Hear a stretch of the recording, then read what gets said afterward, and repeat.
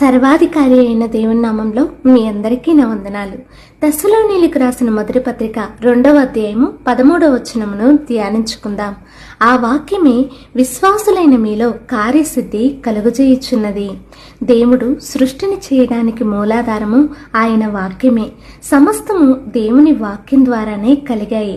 మనం దేవుని నమ్ముతున్నామంటే దానికి రుజువు వాక్యము. రక్షింపబడి ఆశీర్వదించబడ్డామంటే ఆధారము వాక్యమే. పరిశుద్ధాత్మని మనం పొందుకోవాలన్నా, పరలోకానికి మనం చేరుకోవాలన్నా దేవుని వాక్యమును అనుసరిస్తేనే సాధ్యము. ఎలా ఆలోచించాలో, ఏమి చేయాలో, ఎలా జీవించాలో ఆయన వాక్యం వలన మాత్రమే తెలుసుకోగలము. దేవుని వాక్యం మన జీవితాలకు, కుటుంబాలకు వెలుగు, జీవమునై ఉన్నది గనుక ప్రతి దినము ఆయన వాక్యమును ధ్యానిస్తూ అన్ని సమయాలలో మనల్ని మనం సరిచేసుకుంటూ రాకడలో నిర్దోషులముగా దేవుని ఎదుట నిలుచుదుముగాక. ఆమేన్.